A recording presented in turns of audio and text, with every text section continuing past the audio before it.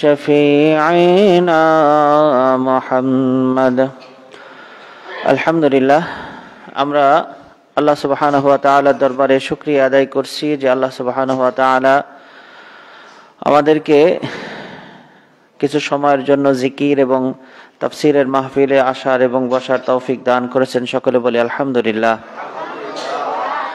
আমাদের সূরাতুল বাকারা এর ধারাবাহিক তাফসীরের আজকের অংশ হলো 29 আয়াত থেকে শুরু হবে ইনশাআল্লাহ।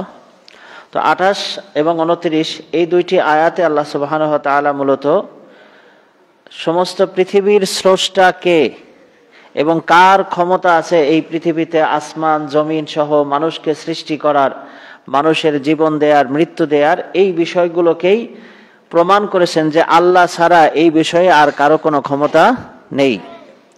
কারণ আল্লাহ তাআলা একাধিক জায়গায় বলেছেন, আম খুলিকু মিন গায়রি শাইইন আম হুমুল খালিকুন।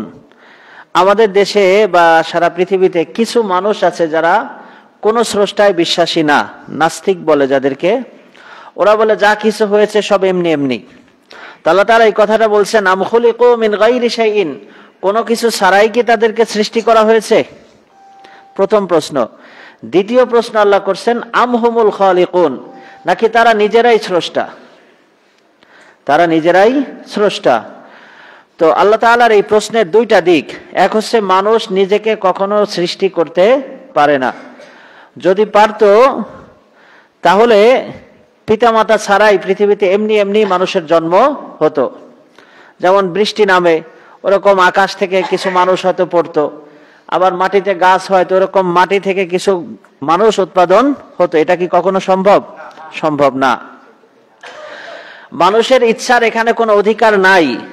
এই জন্য দেখা যায় যে কিছু মানুষ তারা বাবা মা কখনোই হতে পারে না, কখনোই তাদের সন্তান হয় না। তো মানুষের ইচ্ছার যদি কোনো ক্ষমতা থাকতো, কোনো বাবা মা কি নিঃসন্তান থাকতো? আবার পিতা ছাড়া সন্তান, ঈসা আলাইহিস সালাম পিতা ছাড়া আল্লাহ তাআলা সৃষ্টি করেছেন, এই ক্ষমতা একমাত্র কার আছে? আল্লাহর। এই জন্য আল্লাহ তাআলা বলছেন, আম খুলিকু মিন গায়রি শাইইন আম হুমুল খালিকুন।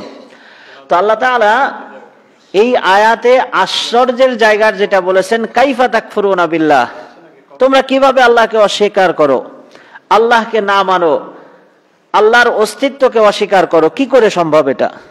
ওয়া কুনতুম আমওয়াতান ফাআহইয়াকুম, অথচ তোমরা ছিলে মৃত। আমরা আল্লাহ তাআলা যেমন কোরআনে অন্য জায়গায় বলেছেন, হাল আতা আলাল ইনসানি হিনুম মিনাদ দাহরি লাম ইয়াকুন শাইআম মাযকুরা, যে আমাদের জন্মের আগে আমাদের এই নামে আমাদের কোনো অস্তিত্ব ছিল? আমাদের মৃত্যুর পরে আজকে যদি জিজ্ঞাসা করা হয় আমাদের দাদার পূর্বে কে ছিলেন, আমরা অনেকেই তার নাম জানি না, অথচ দেখা যাচ্ছে তার দলিলের জমি আমরা ভোগ করি। তাহলে মানুষ একদম অস্তিত্বহীন, নিঃস্ব, কিচ্ছু ছিল না এমন একটা প্রাণী, আবার একটা সময় এদের কোনো অস্তিত্ব পৃথিবীতে থাকবে না। আল্লাহ তাআলা এটাই বলছেন, কুনতুম আমওয়াতান ফাআহইয়াকুম, আমি তোমাদেরকে জীবন দিয়েছি। যেমন মানুষ কম্পিউটার তৈরি করে, তাই না? তো কম্পিউটারের স্রষ্টা কে? মানুষ। আবিষ্কারক কে? তাহলে কম্পিউটার মানুষের উপর কৃতজ্ঞ হবে না, মানুষ কম্পিউটারের প্রতি কৃতজ্ঞ হবে? তা আমাদের আচরণ কেমন? আমরা মনে করি ওরে বাবা কম্পিউটারের যুগ, মনে হয় যেন কম্পিউটারের যুগ হওয়ার কারণে আমরা কম্পিউটারের প্রতি কৃতজ্ঞ। কিন্তু যে মানুষ কম্পিউটার তৈরি করলো তার জ্ঞান আর কম্পিউটারের জ্ঞান কি এক নাকি? আমরা অনেক সময় দেখি অনেক মানুষ আছে অনেক দ্রুত কাজ করতে পারেন, তো কম্পিউটারও অত দ্রুত কাজ করতে পারে না। অনেকে দ্রুত মুখে হিসাব করতে পারেন, ক্যালকুলেটর অত দ্রুত পারে না। তো এটা যে অবস্থা, আমরা আসলে মানুষ হিসাবে আমাদের খেয়াল করা দরকার, চিন্তা করা দরকার, আমরা এক সময় কিছুই ছিলাম না, আমাদেরকে কে সৃষ্টি করলেন, কে পৃথিবীতে আনলেন, এই চিন্তা। আবার আমাদেরকে কে মৃত্যু দিবেন, আবার তিনি বলছেন যে আবার তার কাছে ফিরে যেতে হবে। এই যে চিন্তাটা যখন আমরা করব, তখনই মূলত আমাদের স্রষ্টা কে তাকে খুঁজে পাবো। সুম্মা ইউমীতুকুম সুম্মা ইউহয়ীকুম সুম্মা ইলাইহি তুরজাউন, এই আয়াতের তাফসীর আগে হয়ে গেছে, এজন্য এখানে আমি কথা বলছি না, এটা হলো ভূমিকা। পরের আয়াত একই কথা। পরের আয়াতও একই কথা বলছেন যে তিনি মৃত্যু দিবেন, জীবন দিবেন। এরপর আল্লাহ তাআলা বলছেন ওয়াল্লাযী খালাকা লাকুম মা ফিল আরদি জামিআ, আল্লাহ তাআলা এই পৃথিবীতে যা কিছু আছে সব কিছু সৃষ্টি করেছেন তোমাদের জন্য, অর্থাৎ মানুষের জন্য। তোমাদের জন্য বলতে কারা? মানুষেরা। এই আলোচনার দুইটা দিক আছে। সুম্মাস্তাওয়া ইলাস সামাই, অতঃপর আল্লাহ তাআলা মনোনিবেশ করেছেন, মনোযোগ দিয়েছেন আসমানের দিকে। ফাসাওয়াহুন্না সাবআ সামাওয়াত, অতঃপর সেই আসমানকে সমান 7টি স্তরে ভাগ করেছেন। ওয়া হুয়া বিকুল্লি শাইইন আলিম, তিনি সব কিছু সম্পর্কে জানেন। এটা হলো সরল অনুবাদ। তো আগের আয়াতের সাথে এর সম্পর্ক, এই যে পৃথিবী, পুরা পৃথিবীকে সৃষ্টি করেছেন কে? আল্লাহ। তো এখন পৃথিবী এবং আসমান এই দুইটা জিনিস সৃষ্টি আল্লাহ তাআলা করেছেন 6 দিনে। কয় দিনে? 6 দিনে। তো আগে কি সৃষ্টি করেছেন এবং পরে কোনটা সৃষ্টি করেছেন, এই আয়াত থেকে বোঝা যায় আল্লাহ সুবহানাহু ওয়া তাআলা যেটা বলছেন, পৃথিবীকে আল্লাহ তাআলা আগে সৃষ্টি করেছেন, এরপরে আসমানকে সৃষ্টি করেছেন। কোরআনে আরো একটা আয়াত আরেকটু বিশ্লেষণ করেছে এই সম্পর্কে, সূরা হামিম আস-সাজদা, এটার মধ্যে আল্লাহ তাআলা বলছেন কুল আইন্নাকুম লাতাকফুরুনা বিল্লাযী খালাকাল আরদা ফি ইয়াওমাইন। এখানে আল্লাহ তাআলা প্রশ্ন করছেন, তোমরা কি সেই স্রষ্টাকে অস্বীকার করছো যিনি 2 দিনে সারা পৃথিবীকে সৃষ্টি করেছেন? আইন্নাকুম লাতাকফুরুনা বিল্লাযী খালাকাল আরদা ফি ইয়াওমাইন, 2 দিনে আল্লাহ তাআলা কি করেছেন? সারা পৃথিবী সৃষ্টি করেছেন। ওয়া তাজআলুনা লাহু আনদাদা, এবং তোমরা তার সমকক্ষ আরো অনেককে নির্বাচন করো, নিরূপণ করো, নির্ধারণ করো। যে আল্লাহ 2 দিনে পৃথিবী সৃষ্টি করলেন, এটা কত বিশাল আমাদের তুলনায়। চিন্তা করেন তো, আমি একজন মানুষ, সারা কুষ্টিয়া জেলার তুলনায় আমার অবস্থান কতটুকু, কত ক্ষুদ্র আমি। এই কুষ্টিয়া জেলার চাইতে যদি সারা বাংলাদেশের সাথে তুলনা করি, আমার অবস্থান কত ক্ষুদ্র। এখন যদি এশিয়া মহাদেশের সাথে আমাকে তুলনা করি, তাহলে আমার অবস্থান কতটুকু হবে। এখন আমাকে যে আল্লাহ সুবহানাহু ওয়া তাআলা সব সময় দেখছেন, আমার জীবন মৃত্যুর মালিক, তার কাছে আমার অবস্থান কি একটা পিঁপড়ার সমানও মনে হয়? আর সেই আল্লাহর জ্ঞান, আল্লাহ রাসূল হাদিসে বলছেন যে সমুদ্রের তলদেশে কোন পাথরের মধ্যে একটা পিঁপড়া যদি হাঁটে, ওই হাঁটার যে শব্দ হয় সেই শব্দ আল্লাহ তাআলা শুনতে পান। সেই আল্লাহর কাছে আমি, অথচ আমি নিজে মানুষ, আমি এত ক্ষুদ্র, আমি নিজেকে কত বড় মনে করি। এবার চিন্তা করেন তো, আমি যখন রাস্তা দিয়ে হাঁটি, আমার মনে হয় আমার চাইতে ক্ষমতাধর, আমার চাইতে শক্তিশালী আর কে আছে। তো আল্লাহ সুবহানাহু ওয়া তাআলা বলছেন, তোমরা মানুষ, তোমাদের এতটুকু বুদ্ধি হয় না, যিনি সৃষ্টি করেন তার উপাসনা করতে হয়। তুমি যেটাকে বানাও সেটার তো উপাসনা করা যায় না। যেমন মানুষ কি করে? মূর্তি বানায়, তাই না? তাহলে মূর্তির উচিত মানুষের পূজা করা। মূর্তির উচিত না যে মানুষের পূজা করবে, তা না করে মানুষ আবার সেই মূর্তির পূজা করে। এর চাইতে নির্বুদ্ধিতা আর কি? কেন আল্লাহ তাআলা বারবার বলছেন সৃষ্টির কথাটা, যে আল্লাহ তোমাদেরকে সৃষ্টি করছেন, আসমান সৃষ্টি করছেন, জমিন সৃষ্টি করছেন, জমিনে যা কিছু আছে সবকিছু সৃষ্টি করেছেন। তাহলে তোমরা কেন যিনি সবকিছু স্রষ্টা তার উপাসনা না করে তোমরা যেটা বানাও সেটার উপাসনা করো? এটা, এর চাইতে নির্বুদ্ধিতা আর কখনো হতে পারে না। মানুষ যেটাকে বানাচ্ছে, মানুষ যেটাকে মনে করছে, না, মানুষকে যিনি বানিয়েছেন মানুষ তার পূজা করা উচিত। এই পৃথিবীকে যিনি বানিয়েছেন তার পূজা করা উচিত। আল্লাহ তাআলা বলছেন আআনতুম আশাদ্দু খালকান আমিস সামাউ বানাহা। আগের যে উদাহরণটা দিলাম আল্লাহর এই আয়াতের সাথে মিলাই নেন। তোমাদেরকে বানানো কঠিন নাকি এই বিশাল আসমান, যার সীমা আমাদের পক্ষে খুঁজে পাওয়া আসলে সম্ভব না। সীমা আছে, সীমা নেই এটা আল্লাহ তাআলা বলেন নাই, কিন্তু আমাদের পক্ষে, আমাদের জ্ঞানে এই সীমা খুঁজে পাওয়া সম্ভব না। তো আল্লাহ সুবহানাহু ওয়া তাআলা এখানে এটা বললেন। এরপরে বলছেন যালিকা রব্বুল আলামিন। তো যেই আল্লাহর সমকক্ষ বানাও, যে আল্লাহকে অস্বীকার করো, তিনি হলেন সমস্ত বিশ্ব জগতের প্রতিপালক রব।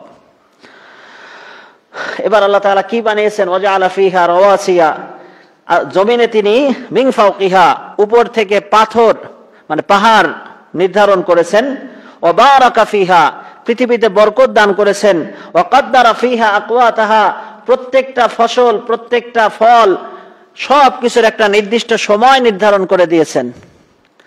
এই নির্দিষ্ট সময় পার হয়ে গেলে এটা পচে যায়, তাই হয় না?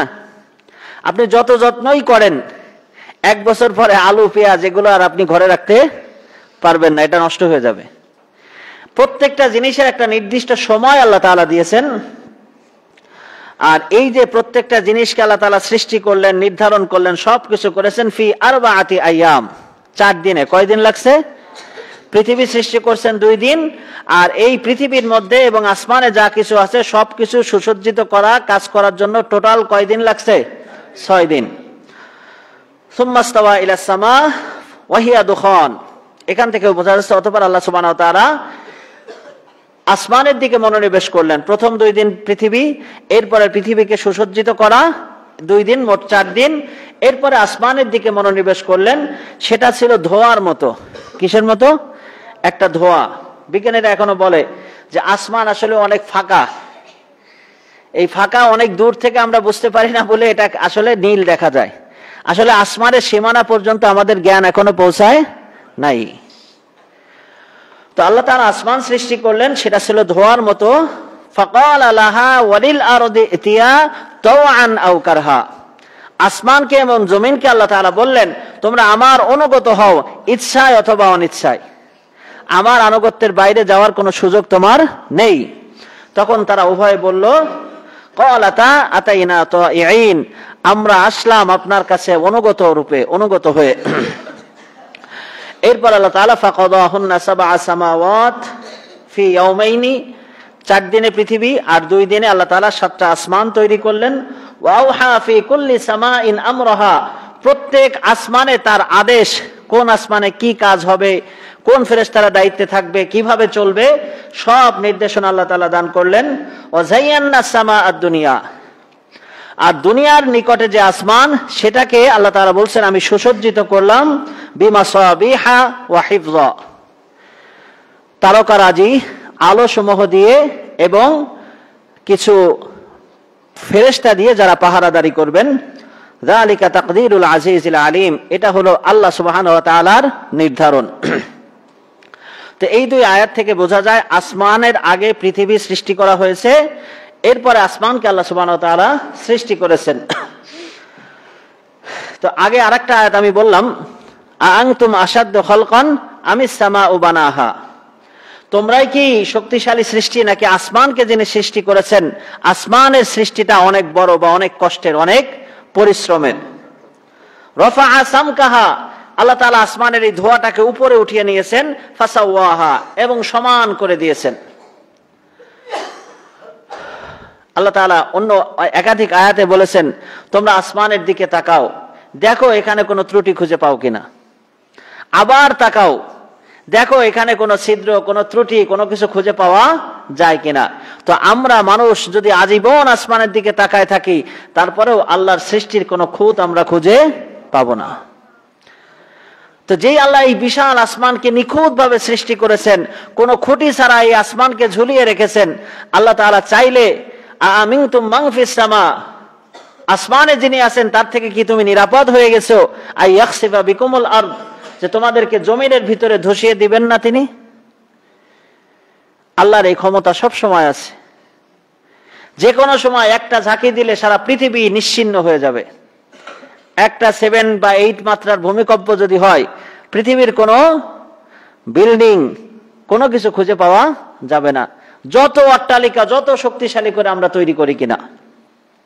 আল্লাহ তাআলা এখানে একটা কথা বলছেন, ওয়া আগতাশা লাইলাহা ওয়া আখরাজা দুহাহা, আল্লাহ তাআলা এই জমিনকে, পৃথিবীকে রাত দিয়ে ঢেকে দিয়েছেন এবং সেখান থেকে আলো বের করেছেন, অর্থাৎ রাত এবং দিন আল্লাহ তাআলা সৃষ্টি করেছেন। আখরাজা মিনহা মাআহা ওয়া মারআহা ওয়াল জিবালা আরসাহা, এখান থেকে তার পানি বের করেছেন এবং এখানকার যে শস্য ক্ষেতগুলো আছে সেগুলো আল্লাহ তাআলা সৃষ্টি করেছেন। ওয়াল জিবালা আরসাহা, এখানে পাহাড় গেঁথে দিয়েছেন যেন জমিনটা নড়াচড়া না করে। তো একাধিক হাদিস থেকে দেখা যায় এটা টোটাল বিশ্লেষণ যেটা ইবনে আব্বাস রাদিয়াল্লাহু তাআলা আনহুর একটা হাদিসে সহিহ সনদে আসছে, যে আল্লাহ তাআলা প্রথমে আরশ সৃষ্টি করেন। আরশ ছিল কানা আরশুহু আলাল মা, পানির উপরে। এরপরে পৃথিবী সৃষ্টি করেন। পৃথিবী সৃষ্টি করলেন 2 দিনে। পৃথিবীকে সৃষ্টি করার পর আল্লাহ সুবহানাহু ওয়া তাআলা এবার আসমানকে সৃষ্টি করেছেন। আসমান সৃষ্টি করার পরে এই পৃথিবীকে আবার যতটুকু ব্যাসার্ধ দেয়া দরকার সবকিছু ব্যাসার্ধ দিয়ে 2 দিনের মধ্যে এটাকে সুসজ্জিত সুশোভিত করেছেন আসমান এবং জমিনকে। সৃষ্টির সূচনা হয়েছিল রবিবার থেকে এবং শেষ হয় শুক্রবার। রবি, সোম, মঙ্গল, বুধ, বৃহস্পতি, শুক্র, এই 6 দিন আল্লাহ তাআলা আসমান এবং জমিন সবকিছু সৃষ্টি করেন এবং এটার মধ্যে যা কিছু আছে সবকিছুকে সুশোভিত করার, সবকিছু করার করে ফেললেন। তো ইহুদিরা একবার আল্লাহ রাসূলের দরবারে আসছে, এসে বলছে, ইয়া রাসূলুল্লাহ, আপনাকে একটা প্রশ্ন করব, যদি এটার উত্তর দিতে পারেন তাহলে মনে করব আপনি আসলেই নবী। তো ভালো কথা, করো। আল্লাহ তাআলা কবে পৃথিবী সৃষ্টি করা শুরু করলেন? আল্লাহ রাসূল বললেন রবিবার। শেষ করছেন কবে? ইয়াউমুল জুমা, জুমার দিন, শুক্রবার। এরপর আল্লাহ তাআলা আর কোনো কিছু করার দরকার নাই। তো ইহুদিরা বলল যে আপনি ঠিক কথা বললেন না। ইহুদিদের একটা বিশ্বাস হলো আল্লাহ সুবহানাহু ওয়া তাআলা 6 দিনে আসমান এবং জমিন সৃষ্টি করার পরে 7ম দিন বিশ্রাম নিয়েছেন। বলেন নাউযুবিল্লাহ। আল্লাহ তাআলা ক্লান্ত হয়ে গেছেন। আল্লাহ সুবহানাহু ওয়া তাআলা এটাকে রদ করে একাধিক আয়াতে বলেছেন যে ওয়ামা আমাসসানা মিন লুগুব। আল্লাহ তাআলা আসমান জমিন 6 দিনে সৃষ্টি করেছেন, এজন্য একটা মুহূর্তের জন্য কোন রকম কোন ক্লান্তি আল্লাহ তাআলাকে স্পর্শ করে নাই। এই জন্য ইহুদিরা বা অন্যান্যরা অনেকে শনিবার ছুটি পালন করে এই একটা স্মরণে যে আল্লাহ তাআলা শনিবার ছুটি নিয়েছিলেন। নাউযুবিল্লাহ। তো এটা ইহুদিদের ভ্রান্ত বিশ্বাস, এখনো তাওরাতে আছে। আমরা এই ব্যাপারে সতর্ক থাকবো, এটা আমরা জাস্ট জানার জন্য বললাম। এর বাইরে আসমান জমিন সৃষ্টির আরো একটা বিবরণ আসছে, আন্নাস সামাওয়াতি ওয়াল আরদা কানাতা রাতকান ফাফাতাকনাহুমা। আসমান এবং জমিন, যখন আল্লাহ তাআলা জমিনকে সৃষ্টি করলেন একটা বিস্ফোরণের মাধ্যমে, সেই বিস্ফোরণের মাধ্যমে একটা ধোঁয়া উঠলো, সেটার মাধ্যমে আল্লাহ তাআলা সেই ধোঁয়া থেকে আসমানকে সৃষ্টি করলেন। এই আসমানকে আবার আল্লাহ তাআলা 7 ভাগে ভাগ করলেন, যেটাকে বিজ্ঞানীরা অনেকে বিগ ব্যাং থিওরি বা এই টাইপের কিছু কথা বলে। তো বিগ ব্যাং থিওরি এটা আমাদের একটা কল্পনা বা আমাদের একটা গবেষণা, এতটুকুই। কিন্তু আল্লাহ তাআলা ঠিক এইভাবেই করেছেন এরকম কোন কথা কোরআন এবং সুন্নায় নাই। আমরা এটাকে পজিটিভলি নিতে পারি, কিন্তু এটাই একমাত্র হয়েছে এমনটা বলারও সুযোগ নাই। তো আমরা বিশ্বাস করি আল্লাহ তাআলা আসমানের আগে জমিনকে সৃষ্টি করেছেন, এরপর আসমানকে সৃষ্টি করেছেন, এরপরে আসমানকে সুশোভিত করেছেন। যেই আল্লাহ সুবহানাহু ওয়া তাআলা পৃথিবীকে সৃষ্টি করলেন, আসমানকে সৃষ্টি করলেন, সেই পৃথিবী এবং আসমানের তুলনায় আমি একজন মানুষ, আমার অবস্থান কতটুকু? আবার সেই আমি যে স্রষ্টা এত কিছু বানাইছেন তাকে আমি অস্বীকার করে বসি, তার কথা আমার বিশ্বাস হয় না, তার কথা আমার আস্থা থাকে না। তো এটা কি আসলে আমি ইমানদারের পরিচয় হলো? তো আল্লাহ তাআলা এটাই বলছেন, তোমরা কিভাবে কুফরি করো অথচ তিনি তোমাদের জীবন দিয়েছেন, মৃত্যু দিচ্ছেন, আসমান সৃষ্টি করেছেন, জমিন সৃষ্টি করেছেন, জমিনের মধ্যে যা কিছু আছে তোমাদের জন্য কাজে লাগে সব কিছু আল্লাহ সৃষ্টি করেছেন। তাহলে আমার উচিত কার দিকে ফেরা? আল্লাহর দিকে ফেরা। তো আল্লাহ তাআলা আমাদেরকে তৌফিক দান করেন। এরপরে এখানে আর লম্বা আলোচনা করব না, এখানে মূল মেসেজ যেটা সেটা হলো এই 2 আয়াতের মাধ্যমে আল্লাহ সুবহানাহু ওয়া তাআলা তার তাওহীদ, তার একত্ববাদ, একমাত্র আল্লাহই সবকিছুর মালিক, আল্লাহই সবকিছুর স্রষ্টা, সেটা আসলে প্রমাণ করলেন এবং বোঝালেন তোমরা যাদের ইবাদত করো তাদের যদি ন্যূনতম কোনো ক্ষমতা থাকে, একটা টুকরা, কোন একটা, যে কোনো একটা কিছু তারা সৃষ্টি করে দেখাক। আজ পর্যন্ত পৃথিবীতে কেউ এই কাজ করতে পারে নাই। এরপরের আয়াত আল্লাহ সুবহানাহু ওয়া তাআলা কয়েকটি গুরুত্বপূর্ণ কথা আলোচনা করেছেন এবং আল্লাহ তাআলা মানুষ হিসেবে আমাদেরকে যে সৃষ্টি করলেন সেই আলোচনাটা আল্লাহ তাআলা এর পরের আয়াতে করেছেন। এই আয়াত আমরা সকলেই কম বেশি জানি, খুব চমৎকার একটি আয়াত এবং আমাদের সম্মান, মর্যাদা সবকিছু এই 2 আয়াতের মধ্যে আসছে। আল্লাহ তাআলা ফেরেশতাদেরকে যেমন কোনো গুরুত্বপূর্ণ পরামর্শ বা প্রকাশ করা, ঘোষণা দেয়া, এটা 2টা অর্থই। মুফাসসিরিনে কেরামের এক দলের মত হলো আল্লাহ তাআলা মানুষ সৃষ্টি করবেন, ফেরেশতাদেরকে জানালেন। আর একটা হলো যে না, আল্লাহ তাআলা এমনিতেই বিষয়টা আলোচনার জন্য বলেছেন, সেই হিসাবে ফেরেশতারা কিছু পরামর্শ দিয়েছিল, কিন্তু আল্লাহ তাআলা সেটা পরামর্শটা কি হিসাবে জানার জন্য পরামর্শ দিয়েছিলেন। তো সেটা আমরা দেখব আল্লাহ তাআলা কি বলেন। ওয়া ইয ক্বালা রাব্বুকা লিল মালাইকা ইন্নী জাঈলুন ফিল আরদি খলিফা। হে নবী, আপনি স্মরণ করুন যখন আপনার রব ফেরেশতাদেরকে বললেন, ইন্নী জাঈলুন ফিল আরদি খলিফা, আমি পৃথিবীতে প্রতিনিধি প্রেরণ করব বা প্রতিনিধি সৃষ্টি করব। জাঈলুনের দুইটা অর্থই হয়, পাঠানো অথবা সৃষ্টি করা। জাআলা ইয়াজআলুর একটা অর্থ হলো সৃষ্টি করা। ক্বালু, ফেরেশতারা বলল, আতাজআলু ফিহা মাই ইউফসিদু ফিহা ওয়া ইয়াসফিকুদ দিমা, আপনি কি পৃথিবীতে এমন কাউকে পাঠাবেন যারা সেখানে বিশৃঙ্খলা সৃষ্টি করবে এবং রক্তপাত ঘটাবে? আমাদের সম্পর্কে ফেরেশতাদের ধারণা বা অনুমান বা ভবিষ্যৎ অনুমান যেটা, সেটা হলো কি, আমরা রক্তপাত করব, পৃথিবীতে বিপর্যয় সৃষ্টি করব, বিশৃঙ্খলা সৃষ্টি করব। আল্লাহ তাআলা বললেন, ফেরেশতারা এবার বলছেন যে আল্লাহ তাআলা তো প্রতিনিধি সৃষ্টি করবেন, মানুষ সৃষ্টি করবেন বা যাদেরকেই সৃষ্টি করেন, তাদের কাজ হবে যিনি সৃষ্টি করেছেন তার গুণগান করা, তাই না? ফেরেশতারা এটা জানতেন। ফেরেশতারা এতটুকু বলে থেমে যান নাই, কারণ ফেরেশতারা এতটুকু তাদের বিশ্বাস, যিনি স্রষ্টা তার কাজই হলো, সৃষ্টির কাজই হলো স্রষ্টার গুণগান করা, স্রষ্টার জিকির আজকার করা, স্রষ্টাকে খুশি করার চেষ্টা করা, স্রষ্টাকে যত উপায়ে যেভাবে তিনি আমাদেরকে খুশি করতে বলছেন ঠিক সেইভাবে যতভাবে সম্ভব তাকে খুশি করার চেষ্টা করা। তাই জন্য ফেরেশতারা বলল, ওয়া নাহনু নুসাব্বিহু বিহামদিকা ওয়া নুকদ্দিসু লাক, আমরা তো আপনার প্রশংসা সহ তাসবিহ পাঠ করি এবং আপনার পবিত্রতা ঘোষণা করি। আগের প্রশ্ন আর এই কথার মধ্যে মিলটা খুঁজে নিতে হবে আমাদের। প্রথম বললেন যাদেরকে সৃষ্টি করবেন তারা তো বিশৃঙ্খলা সৃষ্টি করবে, রক্তপাত করবে, কিন্তু আল্লাহ যে সৃষ্টি করবেন কি জন্য সেটা পরের আয়াত বলে যে আমরাই তো করতেছি, তাহলে আরো কি দরকার? কথাটা বুঝতে পারছেন কিনা? তার মানে আমাদেরকে সৃষ্টি করার কারণ হলো আমাদেরও কাজ এটাই যেটা ফেরেশতারা করেন, আল্লাহর পবিত্রতা ঘোষণা করা, আল্লাহকে সন্তুষ্ট করার চেষ্টা করা, আল্লাহর হয়ে যাওয়ার চেষ্টা করা, আল্লাহকে যেন আমরা পাই সেটা নিশ্চিত করা, এটা হলো আমাদের কাজ। পরের আয়াত বলে, ক্বালা ইন্নী আ'লামু মা লা তা'লামুন, আমি জানি তোমরা তা জানো না। এখানে অনেক অনুবাদ এটাও করেন যে আমি যা জানি তোমরা তা জানো না, কিন্তু এখানে অর্থটা এটাই বেশি সঠিক, ইন্নী আ'লামু, আমি জানি, মা লা তা'লামুন, তোমরা তা জানো না। তো যাই হোক, এখানে কয়েকটা কথা আসছে। একটা হলো ফেরেশতা।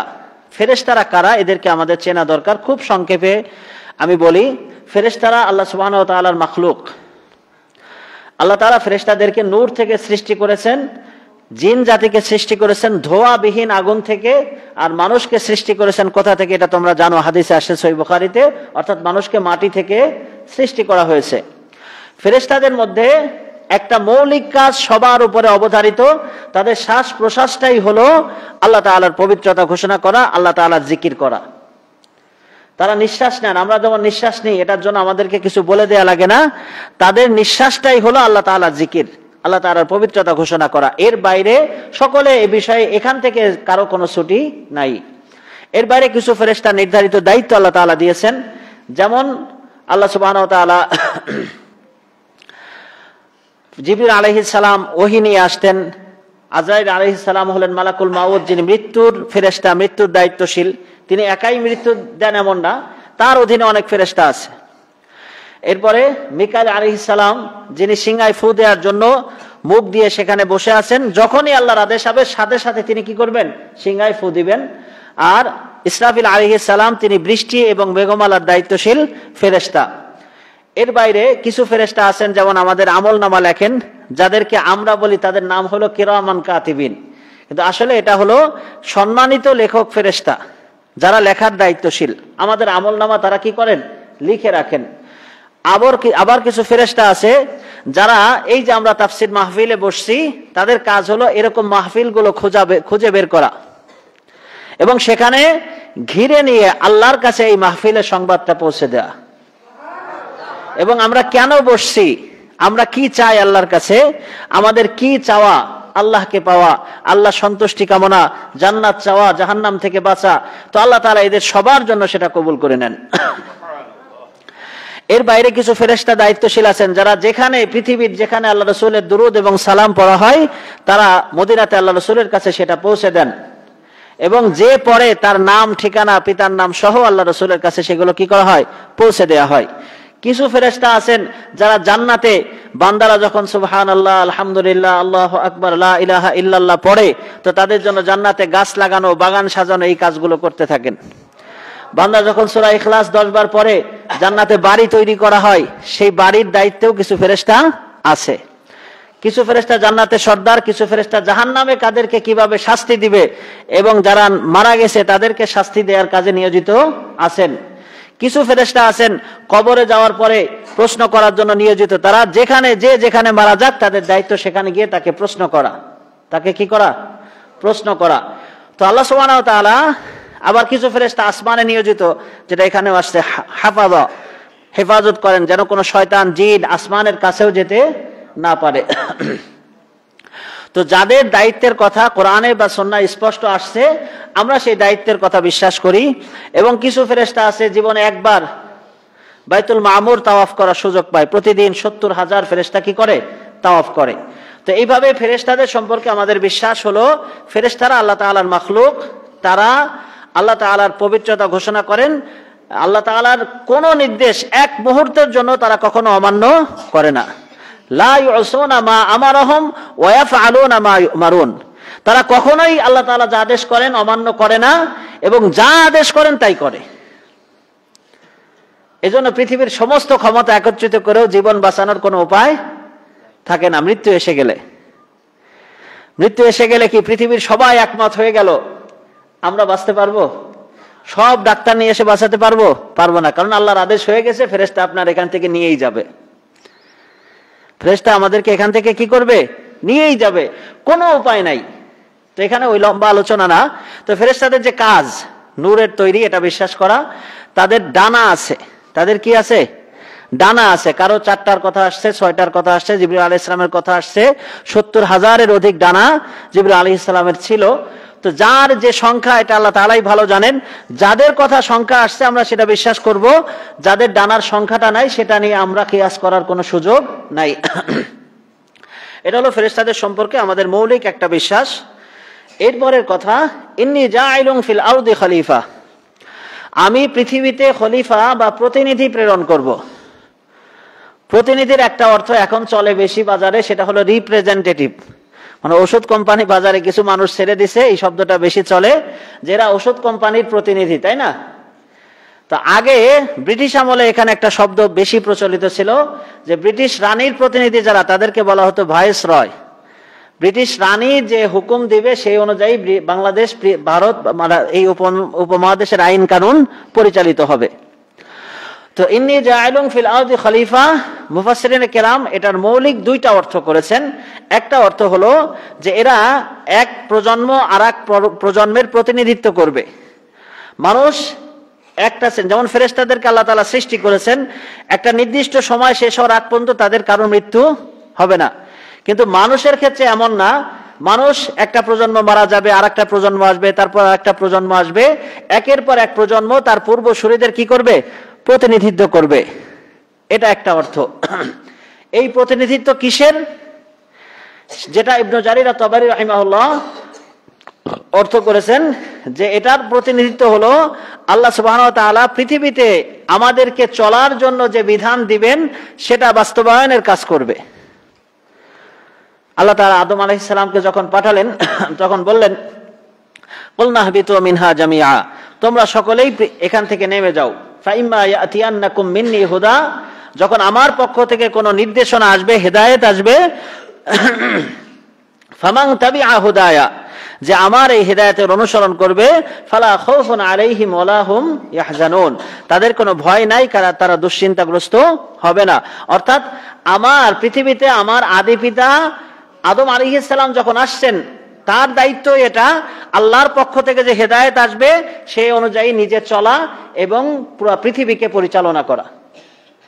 ঠিক তেমনি ভাবে এই পরের প্রজন্ম আসবে তাদেরও একই দায়িত্ব, এবং কিয়ামত পর্যন্ত যারা আসবে সকলের দায়িত্ব হলো আল্লাহ সুবহানাহু ওয়া তাআলা আমাদের জন্য যে নির্দেশনা দিয়েছেন সেই অনুযায়ী নিজে পরিচালিত হওয়া, এবং আমার পরিবার, আমার আত্মীয় স্বজন এবং সমাজ সবাইকে এই আইন কানুন, এই বিধান, এই অনুযায়ী আমাদেরকে পরিচালিত হওয়া। এটা আমাদের দায়িত্ব। দায়িত্বটা দিয়েছেন কে? আল্লাহ সুবহানাহু ওয়া তাআলা। এখানে একটা আল্লাহ সুবহানাহু ওয়া তাআলা একাধিক আয়াত এখানে এসেছে, সেটা হলো খলিফা শব্দটা আল্লাহ তাআলা কোরআনে একাধিক জায়গায় ব্যবহার করেছেন আমাদের জন্য। যেমন আল্লাহ তাআলা বলছেন হুয়াল্লাযী জাআলাকুম খলাইফাল আরদ, আল্লাহ তাআলা তোমাদেরকে পৃথিবীর প্রতিনিধি বানিয়েছেন। ওয়া ইয়াজআলুকুম খুলাফাআল আরদ, তিনি তোমাদেরকে পৃথিবীর প্রতিনিধি হিসাবে সৃষ্টি করেছেন। তো এরপর আল্লাহ সুবহানাহু ওয়া তাআলা এখানে বলছেন যে পৃথিবীর প্রতিনিধিত্ব যদি আমরা করি তো আমাদের কাজ হলো আল্লাহ তাআলা যে বিধান আমাকে দিয়েছেন নিশ্চিন্তে কোনো রকম সন্দেহ সংশয় ছাড়া সেটা বিশ্বাস করা, সে অনুযায়ী জীবন পরিচালনা করা। এরপরে ফেরেশতাদের কথা, ফেরেশতাদের এই কথাটার আসলে অর্থ কি? ক্বালু আতাজআলু ফিহা মাই ইউফসিদু ফিহা ওয়া ইয়াসফিকুদ দিমা, যে আপনি কি সেখানে এমন কাউকে সৃষ্টি করবেন যারা বিশৃঙ্খলা সৃষ্টি করবে, রক্তপাত ঘটাবে? এই কথাটার অর্থ কি? ফেরেশতারা কি আল্লাহ যেন সৃষ্টি না করেন এমন কোনো আবেদন করলো কিনা? আসলে ফেরেশতারা এখানে যে কথাটা বলেছেন, এই কথাটা বলার কারণও কি? প্রথম কথা হলো, ফেরেশতাদের সাথে আল্লাহ সুবহানাহু ওয়া তাআলা যখন বিষয়টা জানালেন, তখন তারা পূর্বে এই পৃথিবীতে জিন জাতি ছিল, তারা বিশৃঙ্খলা সৃষ্টি করলো, মারামারি শুরু করলো, রক্তপাত ঘটাতে থাকলো। এমন একটা পরিস্থিতি তৈরি হলো যে আল্লাহ সুবহানাহু ওয়া তাআলা তাদেরকে সম্পূর্ণরূপে ধ্বংস করে দিলেন। জিন জাতির আর কেউ পৃথিবীতে থাকলো না। এখন আল্লাহ তাআলা যে আরেকটা প্রজন্ম, আরেকটা জাতিকে সৃষ্টি করবেন, ফেরেশতারা মনে করলো হয়তোবা তারাও আগেকার মতোই হবে, তারাও আগের জাতির মতোই হবে।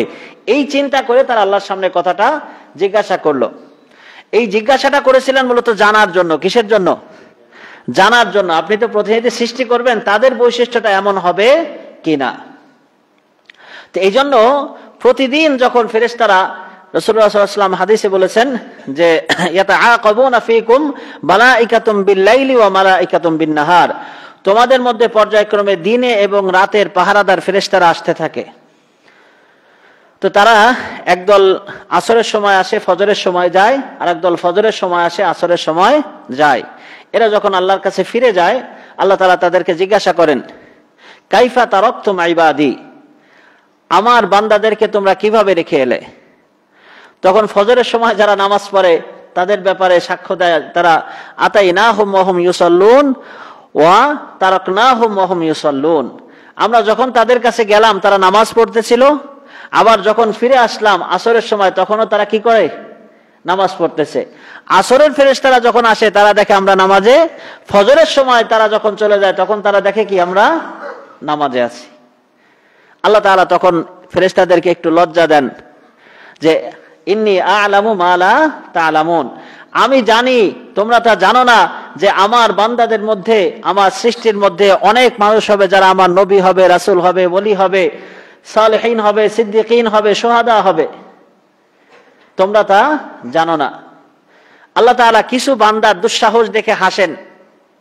হাদিসে আসছে যে আল্লাহ সুবহানাহু ওয়া তাআলা কে আল্লাহ রাসূলকে এক সাহাবী জিজ্ঞাসা করছেন, ইয়া রাসূলুল্লাহ মা ইউদহিক রব্বুক, আমাদের রবকে কোন জিনিস খুশি করে, আনন্দিত করে? তিনি হাসেন। আল্লাহ তাআলা, আল্লাহ রাসূল বলছেন, কোন বান্দা যখন আল্লাহ সন্তুষ্টির জন্য শরীরের সকল সুরক্ষা বর্ম খুলে ফেলে দিয়ে, কোন রকম সুরক্ষা না নিয়ে আল্লাহর দ্বীনকে বিজয়ী করার জন্য ঝাঁপায় পড়ে, আল্লাহ তাআলা ওই বান্দার দুঃসাহস দেখে, আল্লাহর প্রেম দেখে তখন আল্লাহ হাসতে থাকেন। এটা আল্লাহ তাআলার খুশি যে আমার এই বান্দা আর কাউকে ভয় করে না, কোনো কিছুর পরোয়া করে না, সে আমার কাছে আসার জন্য সব কিছু ত্যাগ করে শুধু আমার জন্য ছুটছে। আর একটা কাজ আল্লাহ তাআলা হাসেন, সেটা হলো শেষ রাতে স্বামী স্ত্রী যখন ঘুম থেকে উঠে, একজন উঠে ওযু করে আসে, পানি ছিটায় দেয় আর একজনের জন্য নামাজে ওঠে, তাহাজ্জুদের নামাজে। কোন নামাজ? তাহাজ্জুদের নামাজ। যখন স্বামী স্ত্রীর একটু পানি ছিটায় দেয় যেন ঘুম ভেঙে যায় এবং তাহাজ্জুদের নামাজ পড়ে, অথবা স্ত্রী আগে উঠছে স্বামীর গায়ে একটু পানি ছিটায় দিল যেন ঘুম ভেঙে সে নামাজে দাঁড়ায়, এই কাজ দেখে আল্লাহ সুবহানাহু ওয়া তাআলা হাসেন। তা আমার জিহাদের ময়দানে আমাদের এই মুহূর্তে যাওয়ার সুযোগ নাই, কিন্তু আমরা চাইলে তো এই কাজটা, এই আমলটা করতে পারি যেন আল্লাহ তাআলা খুশি হন। পারবো না ইনশাআল্লাহ? আল্লাহকে হাসানো, আসলে আমরা অনেক সময় চিন্তা করি, যেমন বাচ্চাদের জন্য কিছু খাবার বা যে জিনিসটা পছন্দ করে, যে খেলনাটা পছন্দ করে আমরা কিনে নিয়ে যাই, কিনে নিয়ে তাকে যখন দেয় সে খুশি হয় না? তো আল্লাহ তাআলা খুশি হন তাহাজ্জুদের নামাজটা এইভাবে পড়লে, আল্লাহ তাআলা খুশি হন জিহাদের ময়দানে এইভাবে ঝাঁপায় পড়লে। তো এই অনুভূতিটা তৈরি করার নামই হলো মারিফাত, যে আল্লাহ কিসে খুশি হবেন আমি সেটা খুঁজে বেড়াবো। আল্লাহ তাআলা আমাদেরকে তৌফিক দান করেন। তো ফেরেশতাদের কথায় ফিরে যাই, ভিন্ন দিকে যাব না। আল্লাহ তাআলা ফেরেশতারা যে কথাটা বললেন, যখন ফেরেশতারা গিয়ে আবার এই মানুষগুলোর ব্যাপারে সাক্ষী দেয় যে এরা নামাজ পড়তেছিল, আমি যখন চলে আসলাম তখনও তারা নামাজে ছিল, তখন আল্লাহ তাআলা খুশি হয়ে যান। এরপরে ফেরেশতাদের যে কথা সেটা আমরা আগেও বললাম, আবারও বলছি, ওয়া নাহনু নুসাব্বিহু বিহামদিকা ওয়া নুকদ্দিসু লাক, আমরাই তো আপনার প্রশংসা তাসবিহ পাঠ করছি এবং আপনার পবিত্রতা ঘোষণা করছি। হাদিস আসছে সুবহানাল্লাহি ওয়া বিহামদিহি আফদলুল কালিমা, আল্লাহ রাসূলকে জিজ্ঞাসা করা হলো সর্বশ্রেষ্ঠ কালিমা কোনটি? আল্লাহ রাসূল তখন বললেন সুবহানাল্লাহি ওয়া বিহামদিহি, আল্লাহ তাআলার প্রশংসা সহ তাসবিহ পবিত্রতা ঘোষণা করা। তো এটার আরেকটা রিওয়ায়াত আসছে, রাসূলুল্লাহ সাল্লাল্লাহু আলাইহি ওয়াসাল্লাম বেতের নামাজের পরে 3 বার বলতেন, একটু উচ্চ স্বরে বলতেন সুবহানাল মালিকিল কুদ্দুস, সুবহানাল মালিকিল কুদ্দুস 3 বার বলতেন উচ্চ স্বরে, যেটা আশপাশ থেকে শোনা যেত। আরেকটা রিওয়ায়াত আমরা বিখ্যাত জানি যে রাসূলুল্লাহ সাল্লাল্লাহু আলাইহি ওয়াসাল্লাম বলেছেন কালিমাতানে হাবিবাতানে ইলার রহমান, কালিমাতানে খফিফাতানে আলাল লিসান, হাবিবাতানে ইলার রহমান, সাকিলাতানে ফিল মিজান। 2টি কালিমা যেটা জবানে উচ্চারণ করা অত্যন্ত সহজ, আল্লাহর কাছে খুব প্রিয়, মানে অত্যন্ত সহজ কথা, তাই এটার দাম বুঝি কম হবে তা না, আল্লাহর কাছে খুব প্রিয়। আবার প্রিয় হলেও এত ভারী কম হবে, আল্লাহ রাসূল বলছেন না, মিজানের দাড়ি পাল্লায় কি হবে? অনেক ভারী হবে। সেটা হলো সুবহানাল্লাহি ওয়া বিহামদিহি সুবহানাল্লাহিল আযীম। হাদিসে ফাজাইল আরো আসছে যে যদি কেউ 100 বার সুবহানাল্লাহি ওয়া বিহামদিহি সুবহানাল্লাহিল আযীম পড়ে, তো সমুদ্রের ফেনা বরাবর গুনাহ যদি তার থাকে আল্লাহ তাআলা মাফ করে দিবেন। তো সমুদ্রের ফেনা কি কম না বেশি? পৃথিবীর তুলনায় জলের মানে স্থলের চাইতে জলের ভাগ বেশি না? আর সমুদ্রের ফেনা কখনো, ঢেউ কিন্তু কখনো বন্ধ হয় না, আস্তে হোক আর জোরে, ফেনা কখনো শেষ হয় না। অর্থাৎ আমার গুনাহ যদি এমনও হয়, কিন্তু আল্লাহকে সন্তুষ্ট করার জন্য আমলগুলো যদি করতে পারি, আল্লাহ তাআলা আমাদেরকে মাফ করে দিবেন। এরপর আল্লাহ তাআলা বলছেন ইন্নী আ'লামু মা লা তা'লামুন, আমি যা জানি তোমরা তা জানো না। ইমাম কুরতুবী সহ এই আয়াতের একটা বিধানগত দিক আছে, যেটার জন্য আমি মূলত এই কিতাবটাই নিয়ে আসছি, যে এই আয়াত দ্বারা আহলুস সুন্নাত ওয়াল জামাতের সমস্ত ইমাম, 4 মাযহাবের 4 ইমাম একমত। এটা হলো ওই বিষয়ের দলিল যে ইস্তাদাল্লাল কুরতুবী ওয়া গায়রুহু বিহাদিহিল আয়া আলা উজুবি নাসবিল খলিফা, মুসলমানদের জন্য খলিফা নির্বাচন করা ওয়াজিব বা ফরজ, ওয়াজিব এখানে ফরজ অর্থে আসছে। এই আয়াত দ্বারা এটা প্রমাণিত হয় যে মুসলমানদের জন্য একজন খলিফা বা শাসক থাকবে, যিনি মুসলমানদের শরিয়ার বিধান বাস্তবায়ন করবেন, এটা হলো ফরজ দায়িত্ব। 4 ইমাম একমত। আমাদের শরহুল আকায়েদ আন নাসাবিয়ার মধ্যে স্পষ্ট আসছে ইলাম আন্না নাসবাল ইমামি ফারদুন। কেন, কাজগুলো কি কি সেখানে উনি বলছেন লিইউফাসসিলা বাইনান নাস, যিনি মানুষের মধ্যে বিচার করবেন, ফিমা ইয়াখতালিফুনা ফিহি, যে বিষয়ে তারা মতভেদ মামলা মোকদ্দমায় আছে, ওয়া ইয়াকতাউ তানাজুআহুম, তাদের বিতর্কগুলো দূর করে দিবেন, ওয়ায়ানতাসিরু লিমাযলুমিহিম, মুসলমানদের মধ্যে যারা মাজলুম আছে তাদেরকে সাহায্য করবেন, মিন যালিমিহিম, জালেমদের থেকে, অর্থাৎ জালেমদেরকে প্রতিহত করবেন, মাজলুমদেরকে রক্ষা করবেন, ওয়া ইউকিমুল হুদুদ, আল্লাহ তাআলা যে শরঈ বিধান দিয়েছেন, শাস্তির বিধান যেগুলো দিয়েছেন সেটা বাস্তবায়ন করবে, ওয়া ইয়াজজিরু আন তাআতিল ফাওয়াহিশ, যাবতীয় অশ্লীলতা যা কিছু আছে এই অশ্লীলতার কোনো কিছু যেন মুসলমানদের সমাজে জায়গা না পায় সেটা সম্পূর্ণরূপে দূর করে দিবে। আজকে দেখেন, পৃথিবীর সবচাইতে বড় অশ্লীলতার শহর হলো লস অ্যাঞ্জেলস। সেখানে দাবানল জ্বলতেছে, আল্লাহর শাস্তি। এই শাস্তি আমাদের উপরে আসলে আমরা কি বাঁচতে পারবো? ওরা যে গুনাহ করছে, জেনা করা, ব্যভিচার করা, ডোনাল্ড ট্রাম্প তো ক্ষমতায় আসার পরেই কি দুঃসাহসী একটা কাজ করছে। সে কাফের, তার অনেক কিছু ত্রুটি আছে, কিন্তু সমকামিতা সম্পূর্ণরূপে নিষিদ্ধ করে দিছে। এবং যে জেন্ডার ভিত্তিক আমাদের যে পরিচয় আছে, অ্যাড্রেস আছে, এটা শুধু পুরুষ আর নারী, আর কোনো জাতীয় পরিচয় নাই। আর আমরা মুসলমান, আমরা এটা বন্ধ করতে পারি না। আমরা মুসলমান ক্ষমতায় যাওয়ার সাথে সাথে সুদ নিষিদ্ধ করতে পারি না, মদ নিষিদ্ধ করতে পারি না, আমরা আমাদের সমাজে জেনাকে নিষিদ্ধ করতে পারি না। আমাদের সমাজে খুব সহজ। আমরা একটা সেমিনারে বলছিলাম যে আমরা সহশিক্ষা নিষিদ্ধ করতে পারি। সকালে মেয়েরা এসে পড়ে যাবে, বিকালে ছেলেরা এসে পড়বে, 2 শিফটে করেন। আমার এত স্কুলেরও দরকার নাই, যা আছে সেখানে আমরা সহশিক্ষা নিষিদ্ধ করতে পারি। কিন্তু আল্লাহর ভয়, আল্লাহওয়ালা শাসক, এটা নাই তো।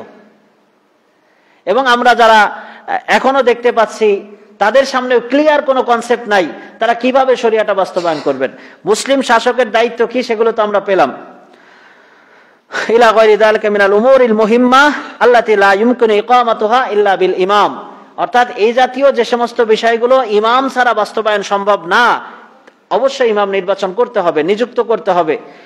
এবং আবু বকর সিদ্দিক রাদিয়াল্লাহু তাআলা আনহু খলিফা হওয়ার পরে জানাজা হলো আল্লাহ রাসূলের। কারণ এই জানাজাটা হওয়ার দায়িত্ব কার? ইমামের। কিভাবে হবে, বাস্তবায়নটা কিভাবে হবে? ইমাম ছাড়া এই কাজটাও করা সম্ভব ছিল না। এই যে এই জায়গাটা আমরা বুঝি না, কোনটা ফরজ আর কোনটা ফরজে কিফায়া। এরপরে আসেন আর একটা গুরুত্বপূর্ণ বিষয় বলি। বাবা মা মারা গেলে দাফন করার আগে জায়গা জমি ভাগ করে ফেলবেন, এটাই সুন্নাহ, এটাই সুন্নাহর নির্দেশনা। দাফন করার পরে শয়তান এবার আপনাদের সবচেয়ে বড় বন্ধু হয়ে যায়। এমন অসংখ্য ঘটনা আমরা দেখি, মেয়েদেরকে সম্পদ দেয় না। আল্লাহ তাআলা কিন্তু স্পষ্ট কুফরের কথা বলছেন, তিলকা হুদুদুল্লাহ ওয়া মান ইয়াতাআদ্দা হুদুদাল্লাহি, মানে ওসিয়তের সূরা মিরাসের আয়াত বর্ণনা করার পরে বলছেন, এই যে সীমা আল্লাহ দিলেন, এটা যে লঙ্ঘন করবে সেই চিরকাল জাহান্নামে যাবে। এই সীমা লঙ্ঘন করার কোনো সুযোগ নাই। আমরা মনে করি বাপ মরে গেছে, দেখো জমি জমা ভাগ নিয়ে বসে আছে। না, এই সময়ের মধ্যে 20 মিনিটে যে কাজ করতে পারবেন, দাফন করার পরে 20 বছরেও সেটা সমাধান করা সম্ভব হয় না। আমার কথাটা বুঝতে পারছেন আশা করি।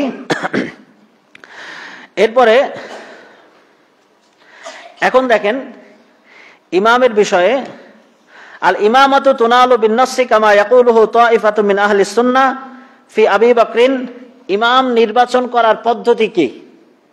মুসলিমদের শাসক নির্বাচন করার পদ্ধতি, এখানে মুসান্নেফ 4টা পদ্ধতি আছে। 4 খলিফার নির্বাচন পদ্ধতি যেটা, সেটাই মুসলমানদের নির্বাচন পদ্ধতি। এক হচ্ছে, হয় নস দ্বারা বোঝা যাবে কেউ ইমাম হবে পরবর্তীতে। যেমন আবু বকর রাদিয়াল্লাহু তাআলা আনহুর ব্যাপারে আল্লাহ রাসূল একাধিক হাদিসে আসছে, আল্লাহ রাসূল বলে গেছেন যে আবু বকর আমার পরে কি হবে? খলিফা হবে। এক নারী এসে বলে, ইয়া রাসূলুল্লাহ আপনি আমাকে এই সাহায্যটা করেন। বলে যায় তুমি পরে আসো, আপনাকে যদি আর না পাই তা আমাকে না পেলে আবু বকরের কাছে যাবা। তার মানে আল্লাহ রাসূল যে দায়িত্বে আছেন, তারপরে সেই দায়িত্বশীল কি হবে? আবু বকর রাদিয়াল্লাহু তাআলা আনহু। নামাজের ইমাম আবু বকর রাদিয়াল্লাহু তাআলা আনহু। এবং এই যে বিষয়গুলো এখান থেকে বোঝা যায়, নস দ্বারা আবু বকর রাদিয়াল্লাহু তাআলা ইমামা, তিনি যে খলিফা হয়েছেন, এটা নস দ্বারা আল্লাহ রাসূলের বক্তব্য দ্বারা প্রমাণিত। এখানে ভিন্ন কোনো ব্যাখ্যা করার কোনো সুযোগ নাই। দ্বিতীয়, পূর্ববর্তী খলিফা যদি কাউকে পরামর্শ দিয়ে যান, যেটা আবু বকর রাদিয়াল্লাহু তাআলা আনহু ওমর রাদিয়াল্লাহু তাআলার ব্যাপারে দিয়ে গেছেন। তৃতীয় পদ্ধতি, শুরা কমিটি, আহলুস শুরা, যেটা শরীয়তের কথা। শুরা কারা হবে সেটা আমি সামনে বলবো। এই শুরা পদ্ধতি ওমর রাদিয়াল্লাহু তাআলা আনহু 6 জনকে নির্বাচন করে দিয়ে গেলেন। তার ছেলে একজন ছিলেন আব্দুল্লাহ ইবনে ওমর, এবং তিনি বলে গেলেন যে আমার ছেলে যেন খলিফা না হয়। বাকি 5 জনের মধ্যে থেকে তোমরা 6 জন একমত হয়ে যে কোনো একজনকে খলিফা নির্বাচন করবে। সাদ ইবনে আবি ওয়াক্কাস রাদিয়াল্লাহু তাআলা আনহু বললেন, আমি আমার দায়িত্ব ছেড়ে দিলাম, তবে আপনারা বাকিরা 5 জন যদি একমত হন, তাহলে আমি এই 6 জনের মধ্যে কে নির্বাচিত হতে পারে। আব্দুল্লাহ ইবনে ওমর তো আগেই বাদ পড়ে গেছে, আছে সাদ ইবনে আবি ওয়াক্কাস ছেড়ে দিয়েছেন, আছে আর 4 জন। চারজনের মধ্যে কে হবে সেটা আমি আপনাদের মধ্যে বাছাই করে দিতে পারি, যেন সবাই একমত হতে পারে। বুঝতে পারছেন পদ্ধতি? 4 নম্বর পদ্ধতি, কোন পরিস্থিতিতে ইমাম শহীদ হয়ে গেছেন, মারা গেছেন, উপস্থিত কোন পদ্ধতি দিয়ে যায় না, শুরা কমিটি যদি নির্ধারিত না থাকে বা মেয়াদ উত্তীর্ণ হয়ে যায় অথবা মারা যায়, তাহলে কি হবে? তখন এই শুরার বৈশিষ্ট্য যাদের মধ্যে আছে তারা যাকে নির্বাচন করবেন তাকেই আমরা খলিফা হিসাবে মেনে নিব। পদ্ধতি কয়টা? 4টা। এখন শুরা যারা ভোট দিবে, পরামর্শ দিবে, তাদের বৈশিষ্ট্য দেখেন। এটা বলছে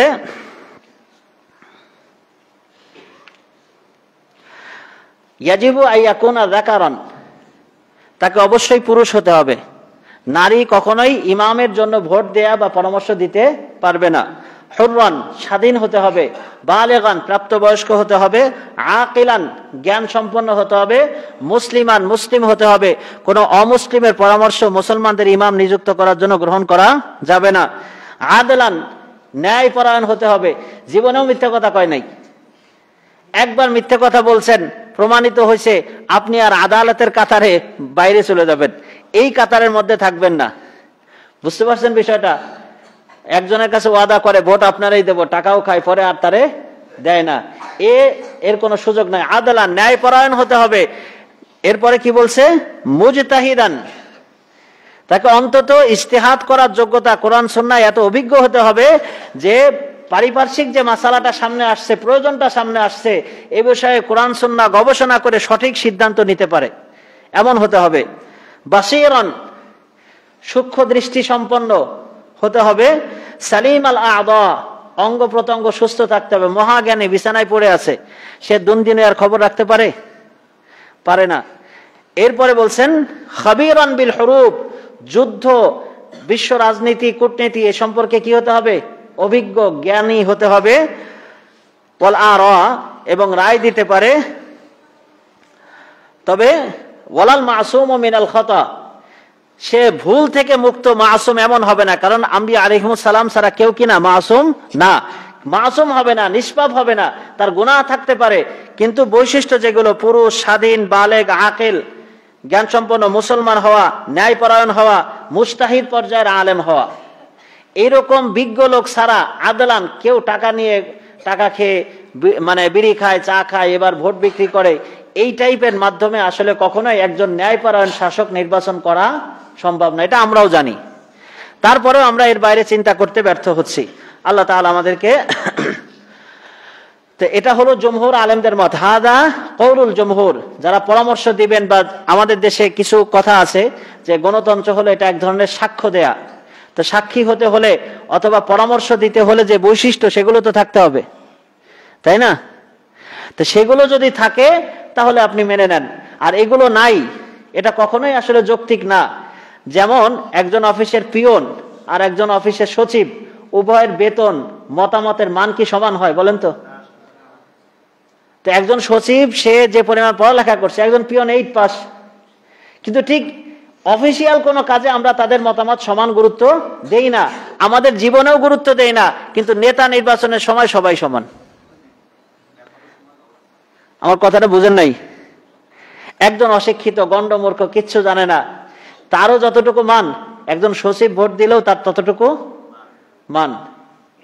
তার মানে এটা শরীয়ত সম্মত আসলে কোনো ব্যবস্থা না, এটা অযৌক্তিক।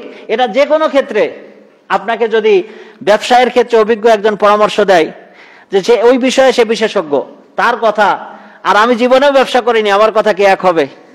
কখনোই হবে না। তো ঠিক একই জায়গায় আমরা এটাকে জাস্ট কথা, তথাকথিত মানবাধিকার বা মানুষ, ঠিক আছে, মানুষের মর্যাদা এক, কিন্তু তাকওয়ার ভিত্তিতে তার তারতম্য আছে। আল্লাহ তাআলা আমাদেরকে এটা বোঝার তৌফিক দান করেন। ওয়াকাদ হাকাল ইজমা আলা যালিকা গায়রু ওয়াহিদিন, একাধিক আলেম এই বৈশিষ্ট্যগুলো এবং নেতা নির্বাচনের পদ্ধতিগুলোর ব্যাপারে একমত। ইজমা, উম্মাহ এ বিষয়ে ইজমা, রাফেজিরা ছাড়া, মানে শিয়াদের একটা দল যারা মনে করে ইমামকে মাসুম হতে হবে, ইমামকে অবশ্যই আলী রাদিয়াল্লাহু তাআলা আনহুর বংশধর হতে হবে, এই শ্রেণী ছাড়া উম্মার সমস্ত আলেম কি একমত। এখন আমরা যারা পরবর্তী প্রজন্মের যারা কাজ করছি, আল্লাহ তাআলা আমাদেরকে সঠিকভাবে বোঝার তৌফিক দান করেন। আর আয়াত কি করব? আর আয়াত করব। তো আমরা ইন্নী জাইলুন ফিল আরদি খলিফা, খলিফার দায়িত্ব হলো, যেটা এক কথায় মুসান্নিফ বলেছেন ইবনে জারির আত-তাবারির কথা, ইয়াখলুফুনি ফি তানফিদি আহকামি। দিছেন বলেন।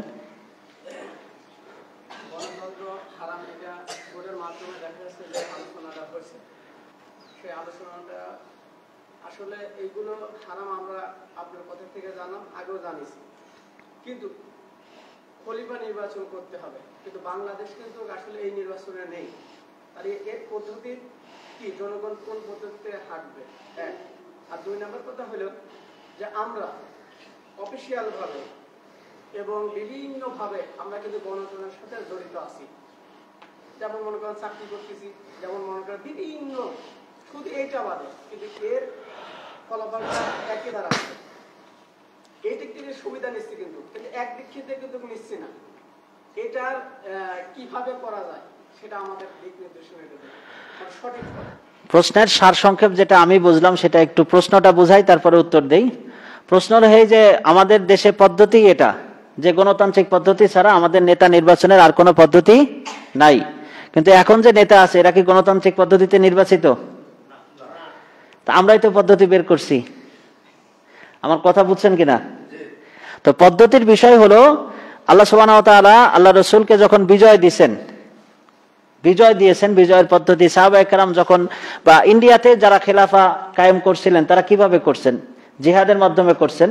আর জিহাদের ময়দানে যেমন আমরা সকলেই জানি, রোম পারস্য যে বিষয়গুলো বিজয় হয়েছে, তিনটা কথা ঘোষণা দেয়া, হয় ইসলাম গ্রহণ করো, অন্যথায় জিজিয়া দাও, না হলে কি করো, আল্লাহর বশ্যতা স্বীকার না করলে জিহাদের জন্য প্রস্তুত হও। আগামীকাল তোমাদের সামনে এমন এক কওম মিলিত হবে, তোমরা দুনিয়ায় বেঁচে থাকা যত ভালোবাসো, আমরা মরে যাওয়াকে ততটা ভালোবাসি, আমরা শহীদ হওয়াকে ততটা ভালোবাসি। সুতরাং পদ্ধতি নাই এই কথাটা ঠিক না, কিন্তু পদ্ধতি আমরা বাইরে চিন্তা করতেছি না। কথাটা বুঝছেন কিনা? ঠিক আছে, এই জায়গাটা হলো এক নাম্বার, যে আমাদের এখনো, এবং এটা একটা জিনিস মনে রাখবেন, যেমন ফিলিস্তিন একটা সমস্যা, বা পৃথিবীতে মুসলমানদের নির্যাতনের একটা সমস্যা, যে সমস্যাগুলো জাতিসংঘের মাধ্যমে তৈরি হয়েছে, এই সমাধানগুলো জাতিসংঘের মাধ্যমে কখনো হবে না। জাতিসংঘ ইসরায়েলকে জন্ম দিছে, তাকে আপনি দূর করতে চাইলে জাতিসংঘ নিয়মের বাইরে এসে করতে হবে, জাতিসংঘের নিয়মের মধ্যে থেকে কখনো এটা করতে পারবেন না। কথা বুঝতে পারছেন? এরপরে আসেন, আমাদের দেশে আমরা যদি শরিয়া কায়েম করতে চাই, এক্ষেত্রে আমাদেরকে অবশ্যই কয়েকটা ধাপ পার হতে হবে। প্রথম কথা, শরিয়া কায়েম করা ফরজ ওয়াজিব, এটা আমাদেরকে বুঝে নিতে হবে। দ্বিতীয় কথা, কিভাবে কায়েম করব সেই মাসালাগুলো আমাদেরকে জানতে হবে। তৃতীয় কথা, যে পদগুলো জানলাম সেটার জন্য প্রস্তুতি নিতে হবে। ইআদাদ ওয়া আইদু লাহুম মাসতাতাতুম মিন কুওয়া। ইআদাদের পরে আমরা যখন দেখব, যেটা শরীয়তে ফিকহের কিতাবে স্পষ্টই আসছে, যখন কোন শাসক কুফরি করে, সে আর মুসলমানদের শাসক থাকে না, এখন তাকে উৎখাত করবে কিভাবে? সে যদি নিজে সরে যায় তা তো গেল, যদি না সরে যায় তাহলে আপনার কাজ হলো, আপনাকে মানে সামরিক দিক থেকে তাকে উৎখাত করার জন্য মুসলমানদের যত সম্ভব কম রক্তপাত করে যদি বিজয় করা সম্ভব হয়, তাহলে আপনি সেখানে জিহাদের ঘোষণা দিয়ে শরিয়া কায়েম করবেন। বুঝতে পারছেন?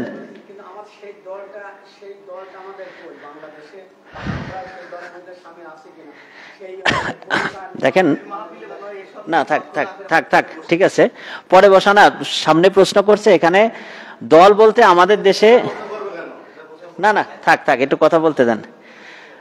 এখানে একটু খেয়াল করেন, আমাদের দেশে আমরা 4 শ্রেণীর আলেমরা কাজ করি, 4টা পদ্ধতিতে তাজকিয়ার কাজ করি, তাদেরও লক্ষ্য দিনকে বিজয়ী করা। যারা দাওয়াত ও তাবলীগের কাজ করেন তাদেরও লক্ষ্য দিনকে বিজয়ী করা। যারা রাজনৈতিকভাবে কাজ করছেন তাদেরও লক্ষ্য দিনকে প্রতিষ্ঠিত করা। এরপরে আমরা যারা তালিম তাআল্লুম শিক্ষা দীক্ষার কাজ করি তাদেরও লক্ষ্য দিনকে প্রতিষ্ঠিত করা। আমরা যে শুধু পড়ি আর পড়া, এটার জন্য কিন্তু কোরআন নাজিল হয় নাই। এখন তারা সবাই এক কাজ করতেছেন নিজেদের ক্ষেত্রে, এবং আল্লাহ তাআলা আমরা দোয়া করতে পারি যে তাদের সবার মধ্যে এই সচেতনতা অনেকটাই এসে গেছে। বুঝেন, ইমাম পাবেন, আল্লাহ তাআলাই নির্বাচন করে দিবেন। ইমাম কোথায়? ইমাম তো আমাদেরকে নির্বাচন করতে হবে, যেমন ওযু ভেঙে গেলে ওযু করতে হয়। দেখা যাচ্ছে এখন এই রকম এখনকার পজিশনের সিস্টেমই হলো এটা, যেমন সোজা বাংলায় বোঝেন, আমাদের অজু ভেঙে গেলে কি করব? অজু করব না? নামাজ ভেঙে গেলে আবার নামাজ পড়বো। ঠিক তেমনই ভাবে ইমাম নির্বাচন করা ওয়াজিব। এখন ইমাম নির্বাচনটা এই বৈশিষ্ট্য যাদের আছে তারা সবাই মিলে সিদ্ধান্ত নিয়ে একজন ইমাম নির্বাচন করলেই তিনি ইমাম হবেন। ঠিক আছে? এখানে আমাদের যারা আছে অনেকে আলেম আছে বা আমজনতা আছে, এখন যদি আপনার কাছে একটা প্রশ্ন করা হয়, যদি আমজনতা যারা আছে এই প্রশ্ন এখানে চলবে না, এই প্রশ্ন আমরা কিন্তু হিন্দু ধর্ম না। আচ্ছা থাক, এটা বিতর্ক হওয়ার বিরক্ত হওয়ার কিছু নাই। আচ্ছা, আশা করি প্রশ্নের উত্তর পেয়েছি। আমরা সকলে দুরূদ শরীফ পড়ি। আল্লাহুম্মা সাল্লি আলা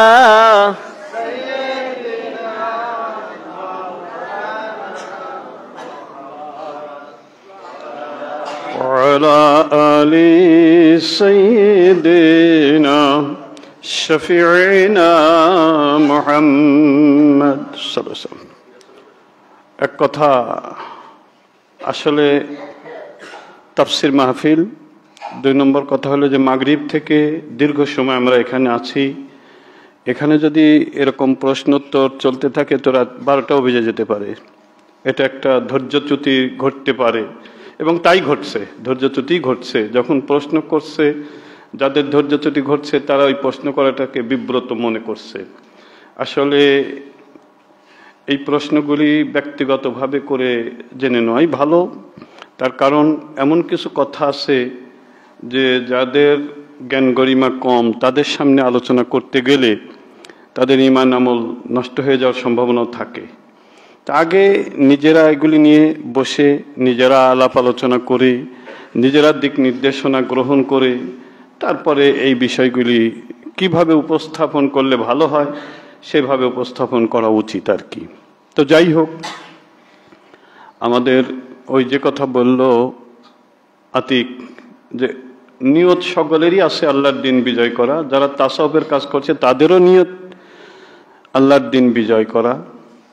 আল্লাহর দিন বিজয় করা বলতে কি, যে কয়জন লোক খানকায় আসে এ কয়জন যেন চুরি না করে, এর ভিতরে দিন কায়েম হয়। এ কয়জন যেন জেনা না করে, এ কয়জন যেন ডাকাতি না করে, এ কয়জন যেন সুদ না খায়, এ কয়জন যেন ঘুষ না খায়, এ কয়জন যেন তাদের বাড়িতে পর্দা কায়েম করে। এইভাবে প্রথমে নিজের ভিতরে দিন কায়েম, তারপরে পরিবারের ভিতরে দিন কায়েম, এভাবে আস্তে আস্তে আমরা দিন কায়েম করতে করতে আমরা আগায় চলে যাব রাষ্ট্র পর্যন্ত। এই নিয়তে এই 4 শ্রেণীর মানুষই কাজ করছে আর কি। তারপরেও কথা হলো যেটা, যে নেতা এটা আল্লাহর পক্ষ থেকেই মনোনীত হয়। আল্লাহ নিজে বলেছেন, কুলিল্লাহুম্মা মালিকাল মুলক, রাজ্য ছিনায় নেওয়ার মালিকও আমি, দেওয়ার মালিকও আমি। ছাত্ররা যখন কোঠা বৈষম্য বিরোধী আন্দোলন করেছিল তখনও ছাত্ররা জানতো না ডক্টর ইউনূসকে আমরা কি উপদেষ্টা বানাবো, জানতো না কি? সিচুয়েশন এসে গেছে, ডক্টর ইউনূস চলে আসে। কি বলেন, ঠিক না বেঠিক? এখন এই ছাত্ররা যদি প্রকৃত আল্লাহওয়ালা দিনদার হতো, অন্তরে যদি আল্লাহর ভয় থাকতো, তাহলে এই উপদেষ্টা নির্বাচন করতে গিয়ে তাদের অন্তরে ভয় হতো যে আল্লাহ কার উপরে দায়িত্ব দেব, কিয়ামতের দিন ধরা খাই কিনা। এই ভয়টা তাদের ভিতরে তৈরি হলে তারা খুঁজতো যে দিনদার পরহেজগার কেউ আছে কিনা। তারা এ ভয় করতো না যে আমরা একজন দিনদারকে যদি আজকে উপদেষ্টা বানাই তাহলে এই ভারত আমেরিকার অত্যাচারে আমরা নিঃশেষ হয়ে যাব, এ ভয় তারা করতো না। তারা শহীদকে পছন্দ করত। তারা শহীদকে কি করত? পছন্দ করত। নিজের জন্য শাহাদতকে তারা পছন্দ করত, ভয় করত না। কিসের ভয়? শহীদ হয়ে যাব, আল্লাহর জমিনে আল্লাহর দিন কায়েম করে যাব। তো এরকম যদি কোনোদিন আল্লাহ এরকম সুযোগ দেয়, এই দেশে প্রকৃত ইসলাম কায়েম হবে সেদিন এই গণ অভ্যুত্থানের মাধ্যমেই হবে, জিহাদের মাধ্যমেই হবে, ব্যালটে হবে না। মলমূত্র যে বিরানি হয় না, সুদের টাকা দিয়ে মসজিদ হয় না, যতই বলেন সম্ভব না। ওখানে আল্লাহর মদদ নাই। আল্লাহর মদদ না থাকলে কোনোদিন সম্ভব না। বুঝতে অসুবিধা হয়েছে? প্রশ্নের উত্তর কি হয়েছে না হয় নাই? যাক, আলহামদুলিল্লাহ। আমি একটা কথা বলতে চাচ্ছিলাম, দুইটা বলতে চাচ্ছিলাম, তার ভিতরে একটা আলোচনা করে ফেলছে আতিক, যেটা ফেরেশতারা কেন বলছিল যে আল্লাহ দুনিয়ায় যারা তুই তৈরি করবা তারা তো রক্তারক্তি করবি, মারামারি করবি। এটা হলো ফেরেশতাদের পূর্বের অভিজ্ঞতার আলোকে তারা এটা বলছিল। ওই জিন জাতি এরকম করছিল, তাহলে আবার যে জাতি বানাবো তারাও এরকম করবে, এই পূর্বের অভিজ্ঞতার আলোকে তারা বলছিল। তারা আলিমুল গায়েব ছিল না, বা তারা এটাকে বাধা দেওয়ার নিয়তেও বলেনি। দুই নম্বর আমি যেটা বলতে চাচ্ছি, আমি গতদিন একটু আলোচনা করেছিলাম ওই কাইফা তাকফুরুনা বিল্লাহি ওয়া কুনতুম আমওয়াতান ফাআহইয়াকুম।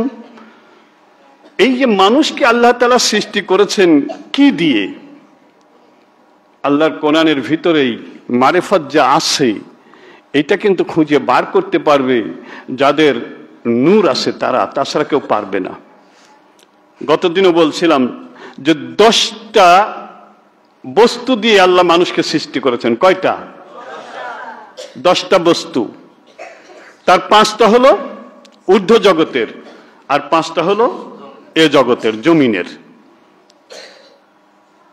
5টা কি? নফস, জীবাত্মা, এটা কিন্তু এ জগতের, অর্থাৎ মায়ের এবং পিতার ডিম্বাণু আর শুক্রাণু, এই দুইটা হলো জীবাত্মা। এই দুইটা কি? জীবাত্মা। আর কি? মাটি, বাতাস, পানি, আগুন, এটা হলো এ জগতের। এই 5টা জিনিস শরীরে আছে বলেই আমাদের মাছ গোস্ত খেতে হয়, পেশাব পায়খানা করতে হয়। আর মাছ গোস্ত যদি ভাত না খাই তাহলে এই 5টা হয়ে যাবে। না খাতি খাতি কি হবে? কাবু হয়ে যাবে, দুর্বল হয়ে যাবে, রোগা হয়ে যাবে। আর যদি ঠিক মতো খায় স্বাস্থ্য ভালো থাকবে, শরীর ভালো থাকবে, পরিশ্রম করতে পারবে, মেহনত করতে পারবে। কি বলেন, ঠিক না ঠিক? আর 5টা হলো ঊর্ধ্ব জগতের, সেটা হলো রূহ, কলব, সের, খফি, আকফা। এই 5টা ঊর্ধ্ব জগতের। এই 5টার খাদ্য হলো আল্লাহর ইবাদত। এই 5টার খাদ্য কি? আল্লাহর ইবাদত। তো যারা ইবাদত করে না তাদের এই 5টা রোগা হয়ে যায়, দুর্বল হয়ে যায়। আর যারা ঠিক মতো আল্লাহর ইবাদত বন্দেগী করে, বিশেষ করে এখানে জিকিরকে বলা হয়েছে এই 5টার খাদ্য। জিকিরকে বলা হয়েছে এই 5টা বস্তুর খাদ্য। যারা জিকির করে এবং জিকির করার পরে ওই যে কদ আফলাহা মান তাযাক্কা ওয়া যাকারা ইসমা রাব্বিহি ফাসাল্লাহ, মানে জিকির দ্বারা কল্পকে শুদ্ধ করে যারা নামাজ পড়েছে তারা সফল কাম জান্নাতি। তার মানে নামাজ আমার রুহের খোরাক, নামাজ আমার কলবের খোরাক, নামাজ আমার সেরের খোরাক, নামাজ আমার খফির খোরাক, নামাজ আমার আকফার খোরাক। কিন্তু ওই নামাজ সুন্দর করবার জন্য আমার লাগবে হলো জিকির। ওয়া যাকারা ইসমা রাব্বিহি, আত্মশুদ্ধি লাগবে। তো যাই হোক, এই আত্মশুদ্ধি করার জন্য জিকির। এই 5টির খোরাক হলো জিকির। মানুষ যখন জিকির করবে প্রতিনিয়ত, এই 5টির খোরাক তৈরি হয়ে যাবে, তখন এই 5টি হবে সবল। আর মানুষ যখন আল্লাহর জিকির ইবাদত বন্দেগী না করে শুধু মাছ গোস্ত ভাত খাবে, তখন মানুষের এই দুনিয়ার 5টি আতশ, খাক, বাতান, নফস, এই 5টি হবে প্রবল, সবল। আর এই 5টি সবল হলে ওই 5টির সঙ্গে যুদ্ধ হয়। আসমানের 5টি আর জমিনের 5টির কিন্তু যুদ্ধ হয়। জমিনের 5টি যদি জিতে যায় মানুষ গুনায় লিপ্ত হয়ে যায়, আর আসমানের 5টি যদি জিতে যায় মানুষ নেক কাজে লিপ্ত হয়ে যায়। আর কি বোঝানোর দরকার আছে ইলমে তাসাউফ? এই হলো ইলমে তাসাউফ। এই 10টা লতিফা আমাদের ভিতরে আছে। এই 10টা লতিফার ভিতরে 5টাকে দমন করতে হয়, আর 5টাকে জাগ্রত করতে হয়। 5টাকে কি করতে হয়? দমন করতে হয়। 5টাকে জাগ্রত করতে হয়। এই 5টাকে জাগ্রত করতে হলে আল্লাহর জিকির করতে হয়, আল্লাহর ইবাদত বন্দেগী করতে হয়। আর ওই 5টা তখন দমন হয়ে যায়। ওই 5টা তখন কি হয়ে যায়? দমন হয়ে যায়, তখন মানুষ জান্নাতি হয়ে যায়, আল্লাহওয়ালা হয়ে যায়।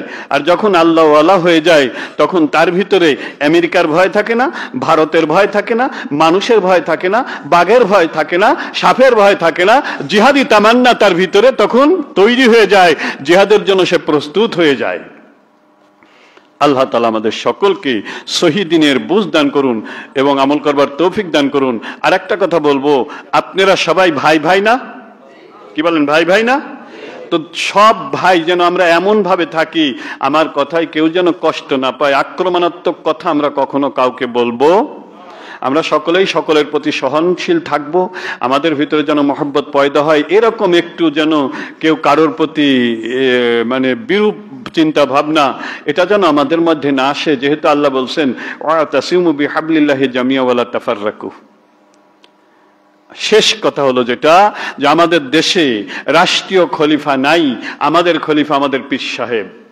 আমাদের খলিফা আমাদের পীর সাহেব। যেটা বিচার করে দেবে আমাদেরকে মেনে নিতে হবে, পীর সাহেব যেটা রায় দেয় আমাদেরকে মেনে নিতে হবে, পীর সাহেব যেটা ফতোয়া দেয় আমাদেরকে মেনে নিতে হবে, পীর সাহেব যেটা নিষেধ করে আমাদেরকে মেনে নিতে হবে। এটা তিনিই আমাদের খলিফা। আমরা যদি মেনে নেই আলহামদুলিল্লাহ আমরা নাজাত পেয়ে যাব ইনশাআল্লাহ। আস্তে আস্তে পীর সাহেবের খিলাফতি যত কলেবর বৃদ্ধি হবে, একসময় রাষ্ট্র পীর সাহেবের হাতে চলে আসতে পারে। কি বলেন, পারে কি পারে না? রাসূল পাক সাল্লাল্লাহু আলাইহি সাল্লাম কয় লক্ষ বর্গমাইলের খলিফা ছিলেন? 6 লক্ষ। কিন্তু হযরত ওমর যখন খলিফা তখন কত লক্ষ? 12 লক্ষ বর্গমাইলের খলিফা। 12 লক্ষ।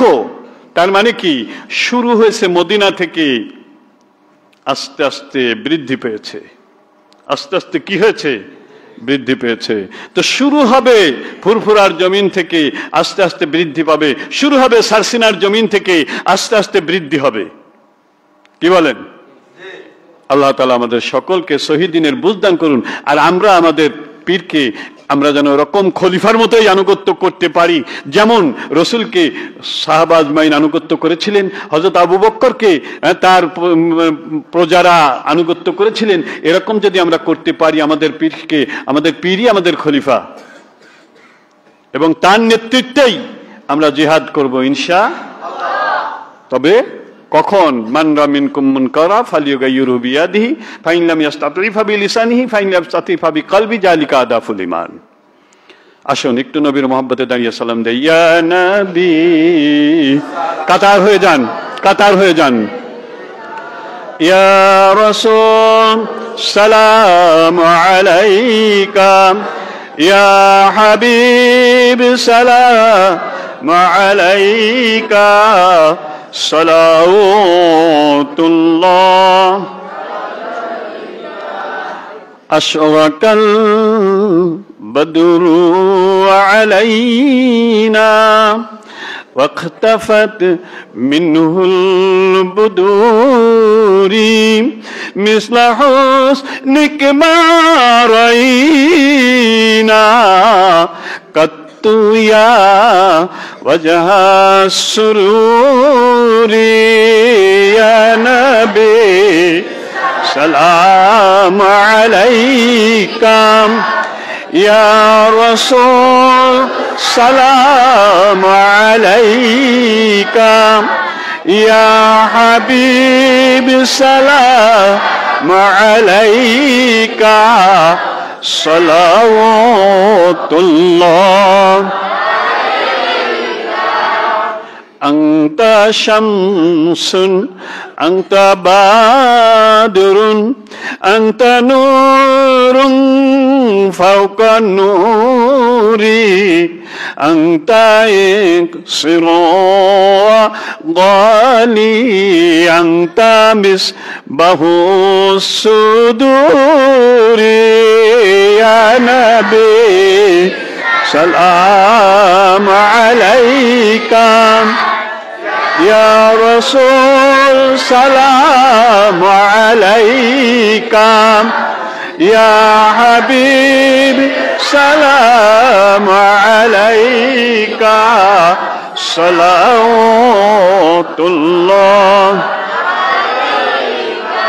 या रब सल्लल्लाहु अलैहि वसल्लम दाइमन अबदा अला नबीका खैर खल्क़ि कुल्लिहिम भेजे ऐ रब मेरे दरुद सलाम बरगुजीदा नबी पर अपने मुदम बलगल उला बिकमालिही कशफत दुजा बिजमालिही हसनत जमीउ खिसालिही सल्लु अलैहि वालिही सल्लिमु या कौम बल सल्लु अला सद्रिल अमीन मुस्तफा मा जाअ इल्ला रहमतल लिल आलमीन अल्लाहुम्मा सल्लि अला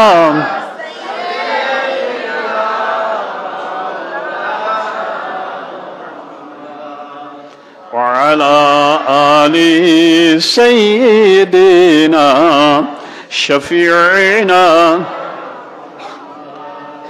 আমি গতদিনও বলছিলাম আজও বলি প্রথম যে কৌটাটা গেছে নামাজের পরে ওইটা হলো খানকার জন্য দিয়েছেন আর এখন যে কৌটাটা গেল এটা হলো তাফসির মাহফিলে বা বিভিন্ন মাহফিলে আমরা ব্যয় করব আর কি উন্নয়নমূলক কাজে বা দান সদকা খয়রাত করার কাজে ইত্যাদি ইত্যাদি কাজে ব্যয় করব তো এখানে অবশ্য একটু নিজেদের উজাড় করতে হবে তার কারণে বিশাল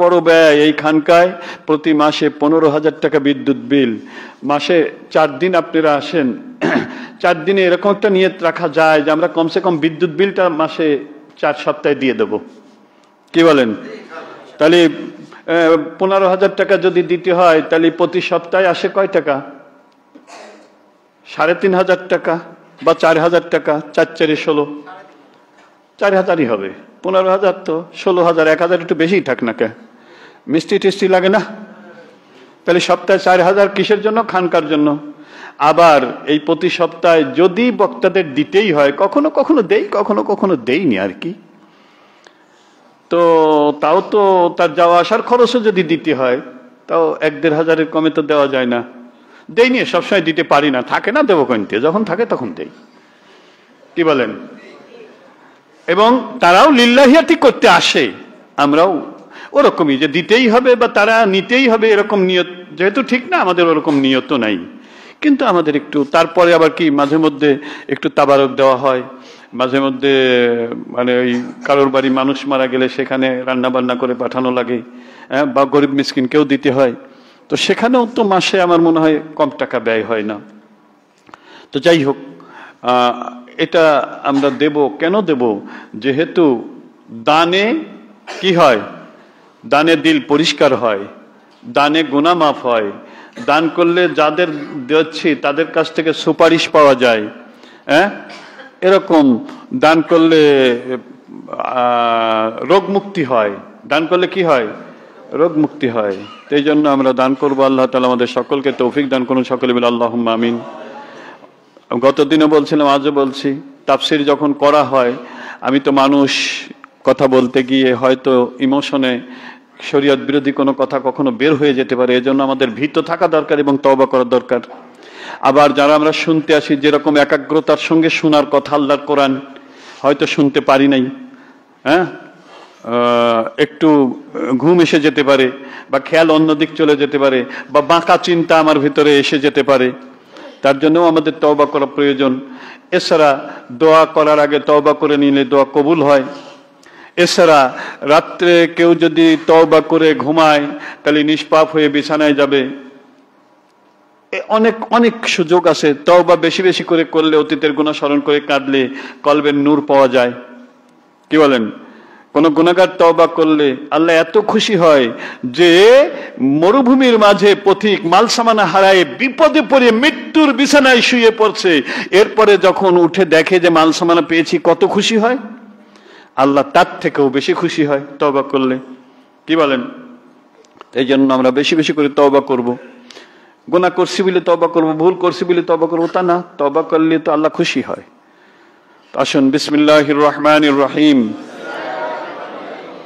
আস্তাগফিরুল্লাহ রব্বি মিন কুল্লি জামবিন ওয়া আতুবু ইলাইহি লা হাওলা ওয়ালা কুওয়াতা ইল্লা বিল্লাহিল আলিয়্যিল আযীম লা ইলাহা ইল্লাল্লাহু মুহাম্মাদুর রাসূলুল্লাহ। আয় আল্লাহ, আমি তওবা করিতেছি, জীবনে যত গুনাহ করেছি, সগীরা কবীরা, শিরক, বিদআত, জাহিরি, বাতিনি, জিসমানি, রূহানি সকল গুনাহ থেকে তওবা করিতেছি। আমার তওবা কবুল করো, আমার গুনাহ মাফ করো। আশহাদু আল্লা ইলাহা ইল্লাল্লাহ ওয়া আশহাদু আন্না মুহাম্মাদান আবদুহু ওয়া রাসূলুহু।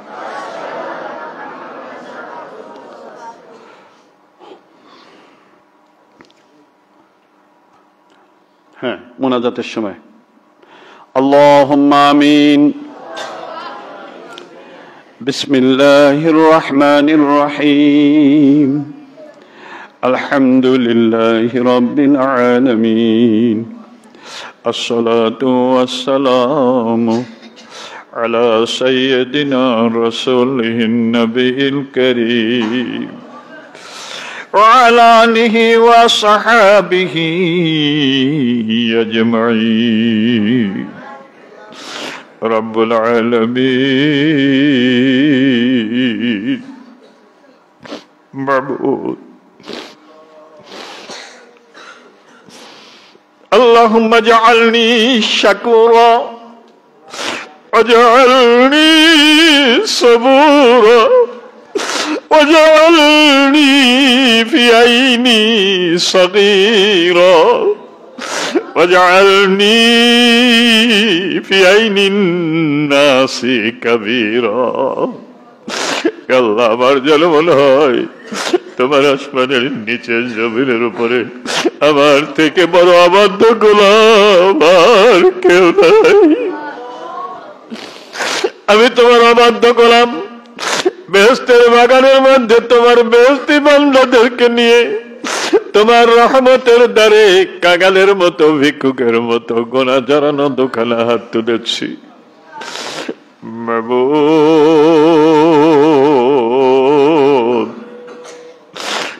আল্লাহ, আমাদের সকলের তওবাকে তুমি কবুল করে নাও। আমাদের জীবনের গুনাহগুলি মাফ করে দাও। আমাদের আব্বা মাকে মাফ করে দাও। আমাদের ছেলে মেয়ে স্ত্রীদেরকে মাফ করে দাও। আমাদের জীবিত মৃত সকল আত্মীয় স্বজনকে মহব্বতকারী অনুসারীদেরকে মাফ করে দাও। আল্লাহ, আব্বাসীরা কলিজার ব্যথা নিয়ে আমরা হাত তুলেছি। বিশেষ করে আমাদের সালেক খন্দকার রাজা, আল্লাহ, এই জানুয়ারি মাসের 24 তারিখে দুনিয়া থেকে চলে গেছে আমাদের ছেড়ে। এরকম আরো যারা চলে গেছে, আল্লাহ, আমাদের সালেক সকলের রুহে তুমি নেকিটুকু পৌঁছাইয়া দাও। তাদের কবরকে জান্নাতের টুকরা বানাইয়া দাও। ইয়া আল্লাহ, ইয়া আল্লাহ, আমাদের কারণে ছেলে মেয়ে স্ত্রী জীবিত সকল আত্মীয় স্বজনদেরকে মহব্বতকারী অনুসারীদেরকে হেদায়েত দিয়ে দাও। সঠিক কোরআন হাদিসের জ্ঞান, ইজমা কিয়াসের জ্ঞান দান করে দাও। সহিহ দ্বীনের বুঝ দান করিয়া দাও। তদ অনুযায়ী আমল করবার তৌফিক দান করে দাও। ইলমে মারিফাত দান করে দাও। লতিফাগুলি জারি করে দাও। ইয়া আল্লাহ, নবীর দিদার নসিব করে দাও। শেফা দান করে দাও। হালাল রিজিকে বরকত দাও। ঋণ পরিশোধ, ঋণ আদায়ের ব্যবস্থা করে দাও। দাম্পত্য জীবনে শান্তি দাও। নিঃসন্তানদের সন্তান দাও। অভাবীদের অভাব দূর করে দাও। আল্লাহ, খানকার ঋণগুলি তুমি পরিশোধের ব্যবস্থা করে দাও। আল্লাহ, খানকার ছাত্রদের থাকবার জায়গার অভাব হয়ে গেছে, ওদের জন্য আবাসনের ব্যবস্থা তুমি করে দাও। আরো যত খানকার অভাব আছে, আল্লাহ, তোমার গায়েবী খাজানা থেকে তুমি পূরণ করে দাও। ইয়া আল্লাহ, ইয়া আল্লাহ, বিশ্বের সকল মানুষকে হেদায়েত নসিব করে দাও। জীবিত মৃত সকল মুমিন মুমিনাত, মুসলিম মুসলিমাতকে মাফ করে দাও। আল্লাহ, খানকায় মাদ্রাসায় যারা দান করেছে তাদেরকে, তাদের জীবিত মৃত সকলকে ক্ষমা করে দাও। যারা দোয়া চেয়েছে আল্লাহ প্রত্যেকের জন্য দোয়া করছি, তাদের জায়েজ আশা নেক মাকসুদকে পুরা করে দাও, পরহেজগার দিনদার মুত্তাকি বানাইয়া দাও। আল্লাহ আমাদের মধ্যে ভ্রাতৃত্ব, ভালোবাসা, মহব্বত তুমি পয়দা করে দাও। আল্লাহ আমাদের মধ্যে ভ্রাতৃত্ব, ভালোবাসা, মহব্বত তুমি পয়দা করে দাও। আল্লাহ আমাদের মধ্যে ভ্রাতৃত্ব, ভালোবাসা, মহব্বত তুমি পয়দা করে দাও। সাল্লাল্লাহু তাআলা আলা খায়রি খালকিহি নূরি আরশিহি সাইয়্যিদিনা মুহাম্মাদিন আজমাইন। সুবহানা রাব্বিকা